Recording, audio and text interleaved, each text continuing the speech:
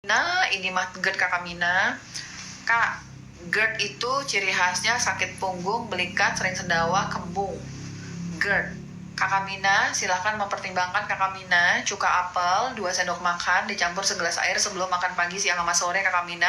Kalau Kakak Mina yakin nggak ada nyeri ulu hati Kakak Mina ya, dipertimbangkan konsumsi cuka apelnya. Probiotik, kemudian enzim 1 kapsul sebelum makan pagi dan sore, vitamin D3K2 10.000 IU dan magnesium glycinate. Teman-teman, dosis cuka apel orang-orang tuh beda-beda, nggak bisa sama. Aku pernah ketemu pasien yang baru bisa enakan setelah konsumsi cuka apel di 20 sendok per hari. Tapi aku juga punya pasien yang konsumsi cuka apel cuma 4 sendok per hari udah agak enakan. Jadi setiap orang tuh beda-beda. Kalau kakak udah konsumsi cuka apel di 4 sendok per hari, kerasa kayaknya belum ada perubahan, tulang belikat masih sakit, sendawa masih kurang. Selama tidak ada nyeri ulu hati, naikin atau kakaknya jadi 6 sendok. Masih kurang dong, naikin 8 sendok, naikin 10 sendok, sampai 12 sendok pun boleh. Selama tidak ada nyeri ulu hati sedikit pun sama sekali. Setelah kakak ngerasa, nah ini dosis gua nih, karena minum 8 sendok kok kayaknya agak legaan nih ya gitu. Kakak bertahan di dosis itu, nanti insya Allah lama-lama hilang keluhan kakak. Begitu ya kakak. Dom, anak laki-laki 6 tahun, BB masih 14 kilo. 6 tahun 14 kilo, iya ya, kurang kakak ya. Doyan makan dan bergizi, punya alergi suplemen wajib selain D3 apa dong? Kakak 6 tahun D3 untuk alergi 1000 ya kakak. Normalnya tuh 6 tahun tuh 400 IU, tapi kalau punya alergi 1000 dari aku ya kakak. Kemudian kakak cari di mana ya? Di etalase aku ada kids probiotik kan kak. Kakak kids probiotik itu dikonsumsi ya kak. Kids probiotik 1 tablet kunyah sesudah makan. Agak susah untuk alergi pada anak. Kak, ini zinc quercetin. Kalau untuk anak usia 6-9 tahun boleh dikonsumsi, tapi 1 kapsul saja per hari. Ini kapsulnya besar. Kalaupun kakak mau konsumsi ini karena untuk alergi, dibuka kapsulnya jadiin kayak puyer gitu loh kak. Bisa dipahami ya kakak ya. Jadi itu tuh kakak buka kapsulnya, dijadiin puyer, kasih air putih, baru diminumin ke anaknya. Tapi ini mengandung vitamin C ya kak. Ini bagus untuk alergi, vitamin C sama antioksidan ya. Tapi kadang-kadang kalau teman-teman yang sensitif minum vitamin C jadi nggak enak perutnya. Jadi kakak Arfi pastikan dulu kalau anak kakak emang nggak ada nyeri ulu hati perut perih, baru deh kakak kasih zinc quercetin ini 1 kapsul aja per hari, dikasih air kayak minum obat puyer itu loh kak. Gitu ya kak. Dok, kita harus nggak sih konsumsi suplemen glutathione untuk antioksidan? Teman-teman yang kanker prostat dari aku wajib ya kak antioksidan. Karena tuh teman-teman yang banyak karsinogenik ya harus minum antioksidan. Tapi kalau kakak sehat walafiat, nggak wajib sih kak. Disesuaikan sama budget kakak. Dok, saya kanker limfoma, sudah kemo dengan banyak regimen dan stem cell. Tapi jadi paliatif, apa bisa sembuh? Kakak definisi paliatif kakak sudah paham ya kak?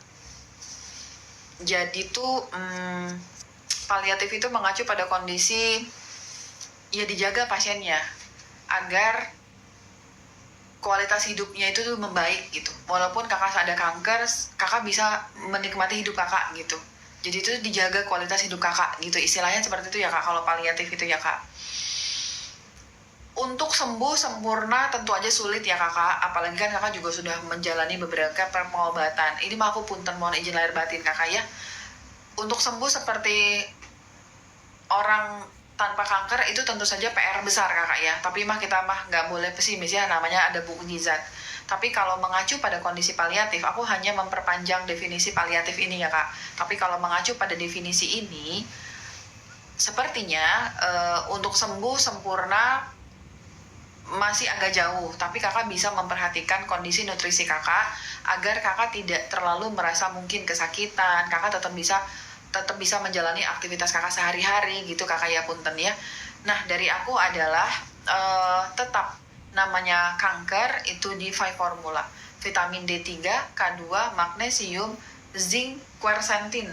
Kalau kakak pakainya zinc quercetin, vitamin C 1 kapsul sesudah makan pagi, siang, dan sore. Kemudian lactobacillus reuteri 1 kapsul sesudah makan pagi dan sore. Di kondisi seperti kakak ini, kakak harus benar-benar melakukan evaluasi terhadap laboratorium kakak. Kakak lakukan evaluasi terhadap uh, nilai darah rutin kakak yang terdiri dari berapa nilai HB kakak, trombosit kakak, itu kakak lakukan evaluasi ya kakak, di follow up. Kemudian bagaimana fungsi ginjal kakak, itu dilakukan follow up. Bagaimana tingkat-tingkat kondisi peradangan kakak yang lain, itu di follow up. Berapa kadar HbA1c kakak, itu di follow up. Fungsi hati kakak, nilai SGOT, SGP itu di follow up. Jadi kakak tetap bisa ada di posisi ini, tapi kakak dengan melakukan berbagai kontrol terhadap organ kakak yang lain. Kalau misalnya saya penurunan fungsi ginjal dong, ya punten misalnya ya kakak ya, punten ya, ya udah kakak perbaiki, masuk ke dalam suplemen untuk memperbaiki fungsi ginjal. Atau saya terlalu banyak peradangan dong, sedikit-sedikit saya demam, saya sakit-sakit badannya gitu, kakak bisa mainkan dosis vitamin D3 nya menjadi 50.000 IU, magnesiumnya dikombinasi glycine sama malate, kemudian kakak konsumsi antioksidannya lebih tinggi lagi gitu ya kakak, misalnya kakak glutathione 2000 mg, itu bisa. Kakak, semoga bisa dipahamin, semoga bisa membantu. Mungkin aku tidak banyak membantu, tapi aku doakan kakak semoga kakak bisa diberikan kemudahan dalam proses kesembuhan kakak ya kak. Kakak Reni, dong bisa mencampurkan L-glutamin dan bone broth sudah setahun yang lalu. Sudah setahun yang lalu, nggak apa-apa, kakak boleh. Kakak Reni mah nggak ada masalah. Mereka mah dua-duanya bagus kan untuk si usus. Kakak Reni nggak ada masalah. Dok, aku GERD udah minum probiotik tapi masih kembung-kembung, minum enzimnya merek apa? Kakak bisa pakai Naturbell atau Digest All, ada di etalase Domi Klinik. Enzim sama Digest All 1 kapsul saat makan pagi sama sore. Dok, probiotik yang bagus untuk menjaga kesehatan usus pakai yang apa? Kalau zaman dulunya kakak udah suka minum obat-obatan medis, kakak pakainya yang Naturbell. Kalau kakak nggak ada obat-obatan medis, cuma ingin menjaga kesehatan usus, pakai yang ungu cukup. Zinc untuk hipertensi dan fungsi ginjal yang rendah yang mana? Kak, zinc bagus. Kakak boleh membelinya setelah kakak mengkonsumsi suplemen wajib. Kalau aku itu ya teman-teman, aku mengutamakan skala prioritas. Karena kan budgeting kakak ya, suplemen itu bukannya murah ya kakak, itu terkait dengan budgeting. Zinc itu bukan nggak bagus ya kak, bagus, tapi kakak harus udah konsumsi dulu suplemen skala prioritas untuk hipertensi. Untuk hipertensi, kakak lihat ada paket hipertensi, itu ada vitamin D3K2, magnesium, taurat, sama natosera. Itu paket hipertensi. Nah, untuk fungsi ginjalnya, kakak tambahin akasia powder. Ini teman-teman, ini suplemen untuk yang mengalami penurunan fungsi ginjal ya. Akasia pure powder 1 sendok teh dicampur segelas air sebelum makan pagi dan sore. Akasia pure powder. Kemudian astragalus, di mana dia astragalus? Astragalus 1 kapsul sesudah makan pagi dan sore. Akasia astragalus. Kemudian kak, grass beef kidney ya kak, untuk mendukung fungsi kesehatan ginjal kakak pakai grass beef kidney, ini 2 kapsul sesudah makan pagi dan sore. Kakak utamakan dulu nih, kakak konsumsi kakak velo. Setelah kakak beli ini semua, kakak baru boleh mau tambahin zinc gitu. Jadi skala prioritas itu penting ya kakak ya, untuk manajemen budgeting ya kakak. Aku sangat mengutamakan itu ya kak, karena aku tahu suplemen tuh mahal. Jadi aku pengen kakak yang core dulu nih ya kakak, yang intinya dulu nih yang kakak perbaiki, baru kakak beli-beli yang lain gitu. Dok, aku GERD udah minum probiotik. Nah, kalau kakak Velo mah belum selesai jawabnya ya. Kalau kakak Velo tetap mau konsumsi zinc, kakak pilih zinc selenium copper, bagus untuk ginjal ya. Zinc selenium copper bagus untuk ginjal. Malah nggak dijawab inti pertanyaannya. Dok, aku GERD sudah minum probiotik tapi masih, lihat tadi mah udah ya kakak. Kakak Dia, makasih banyak kakak Dia ya kakak Dia. Memang karena nonton live aku tiap hari, makanya kakak Dia hafal ya. Ini bener ya teman-teman ya, yang kakak Dia ucapin ya. Cek kadar kalsium dulu, kalau normal baru boleh D3K2 30.000, betul. Kakak-kakak yang kanker, aduh aku hampir lupa. Kakak-kakak yang kanker, dari aku dosis vitamin D3 kanker itu 50.000 IU kakak. Dari aku dosis D3 itu di 50.000 IU untuk teman-teman yang kanker. Tapi kalau kakak kanker mau konsumsi vitamin D3, wajib hukumnya kakak cek dulu kadar kalsium dalam darah. Jangan kakak langsung konsumsi kalsium kalau kakak nggak cek dulu. Salah tuh kan, udah malam sih ya. Kakak nggak boleh konsumsi vitamin D3 dulu kalau kakak belum cek kadar kalsium dalam darah. Kenapa dong? Karena ada fase di mana teman-teman kanker itu si kankernya itu lagi produksi kalsium lagi banyak tuh kak. Kalau kakak konsumsi vitamin D3 yang dosisnya sampai 50.000 IU, ini dapat meningkatkan resiko terjadi kelebihan kalsium. Kalau kelebihan kalsium itu bahaya kak, untuk di jantung, bahaya untuk di ginjal. Makanya semua teman kanker kalau mau konsumsi vitamin D3 wajib hukumnya cek dulu kalsium dalam darah, sama seperti teman-teman hipertiroid. Kalau kalsiumnya normal, baru kakak boleh konsumsi vitamin D3 50.000 IU kakak untuk kanker. Kalau misalnya teman-teman hipertiroid kalsiumnya normal, baru boleh konsumsi vitamin D3 di 30.000 IU. Misal, gimana dong kalsium saya mah ketinggian, kalsium saya 10,5 misalnya ya kak nilainya.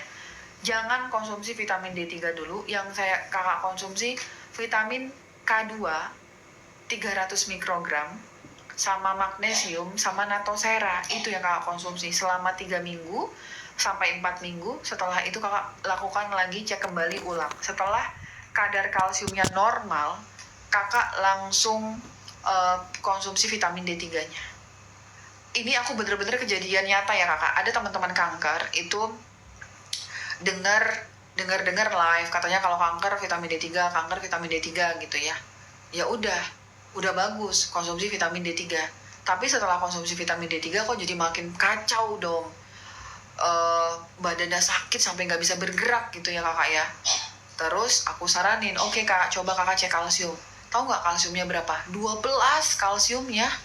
Gimana nggak sakit semua badan kak? Itu mah kelebihan kalsium. Kalau kelebihan kalsium tuh badan tuh sakit-sakit semua kak. Jari-jari kakak nyeri, nih punggung nih pegel-pegel semua gitu. Makanya aku tuh kadang-kadang tuh khawatir ada teman-teman yang influencer ya, mungkin targetnya itu untuk menjual suplemen tapi tidak memberikan informasi yang lengkap gitu ya teman-teman. Makanya tuh kalau aku membalas pertanyaan tuh aku berusaha tuh lengkap biar kakak bisa dapat gambaran, oh gini. Jangan sampai kakak udah niatnya bagus konsumsi suplemen malah dapat efek negatifnya. Jadi kakak kanker punten kakak ya, kalau kakak mau konsumsi vitamin D3 cek dulu kalsium dalam darahnya normal baru kok boleh konsumsi. Kalau lemes-lemes kenapa ya dok? Asam lambung diperbaiki kakak. Kak, asam lambung itu, teman-teman asam lambung itu rata-rata pada kekurangan nutrisi, vitamin dan mineral, makanya kakak lemes. Gimana dong biar gak lemes? Perbaiki asam lambungnya. Asam lambung itu apa kak? GERD itu berarti kekurangan pH lambung. Cuka apel 2 sendok makan dicampur segelas air sebelum makan pagi dan sore. Rambut rontok parah 3 bulan ini sudah minum D3K2 10.000 probiotik, zinc, magnesium, kolagen, kurang apa ya? Kakak Ira Juliet, kalau kakak sudah menjalani ini tapi kakak masih aja rambut rontok parah, kakak pertimbangkan untuk konsumsi organ beef. Organ beef itu ada di etalase Domi Klinik kakak. Ini memang aku anjurkan untuk teman-teman yang kira-kira kekurangan asupan protein. Protein itu banyak banget ya fungsinya untuk tubuh kita ya, membangun protein itu ya. Jadi kalau kakak di sini udah konsumsi D3K2, prebiotik, zinc, magnesium, kolagen tapi masih rontok, kakak pertimbangkan untuk konsumsi organ beef. Jadi itu dikonsumsi kakak ya, dipertimbangkan 3-4 kapsul per hari. Kalau kakak udah konsumsi organ beef, kolagennya mau digantikan atau zincnya digantikan gak apa-apa. Karena pada dasarnya organ beef itu juga mengandung kolagen dan zinc. Untuk sendi ngilu magnesium malate, betul. Untuk hipertensi magnesium taurat. Magnesium glycinate bagus pakai brand apa dong? Berapa kali sehari? Kakak Arbi mah tergantung. Kalau aku mah yang aku pakai dari semua brand yang aku pakai dari Amerika ya teman-teman. Jadi itu aku pakai brand Amerika, aku tidak pakai brand Cina ya. Aku pakai brand Amerika yang memang udah besar ya namanya ya, udah dari tahun 1990-an gitu. Jadi aku lebih yakin ya kakak. Tergantung sama kondisi kakak ya kak. Kalau kakak berat badannya, kalau kakak ingin menjaga kesehatan, kakak bisa pakai Deal sama Naturbell aja 1 kapsul sebelum tidur. Minum Emgin baiknya saat makan kakak. BTW dokter cocok banget warna ini. Yaudah. Kakak Bella besok aku pakai ini lagi kalau gitu ya. Besoknya sampai besoknya aku pakai ini lagi boleh. Cuka apel untuk asam lambung ya kak. Saya asam lambung akut. Kakak Steph, kakak asam lambung itu artinya dada kakak berat, nafas kakak kayak ada yang mencekik, kakak ada yang mengganjal, tulang belikat kakak sakit, kembung, begah. Tapi kakak tidak ada nyeri ulu hati, perut perih sedikit pun. bagus pakai cuka apel. Tapi kalau kakak ada nyeri ulu hati perut perih, jangan sekali-sekali pakai cuka apel, bahaya. Perih nanti perutnya. Dom, kalau harus konsumsi D3 20.000 IU namun yang ada 10.000 apakah sama dosisnya? Oh, sama. Kakak, yang bener atau kakak Ira, jangan D3 aja, D3K2 ya kakak Ira. Kakak Ira D3K2 loh, kalau udah konsumsi di atas 10.000 IU harus pakai K2 dan magnesium kakak ya, nggak boleh cuma D3 aja. Kalau 10.000 aja boleh. Kalau hanya untuk jaga kesehatan tapi konsumsi D3K2, magnesium, glycinate, B kompleks, omega apa boleh dong? Kakak Oza boleh banget karena ini aku lakukan ya kakak, aku konsumsi semua itu untuk menjaga kesehatan. Kalau untuk anxiety-nya pakai vitamin apa ya dok? Aku ada sakit lambung juga sama perut kembung, banyak gas. Kakak Dewi, kalau kakak ingin memperbaiki kondisi kakak, ini mengacu pada GERD. Selama kakak tidak ada nyeri ulu hati perut perih, kakak konsumsi cuka apel 2 sendok makan dicampur segelas air sebelum makan pagi dan sore.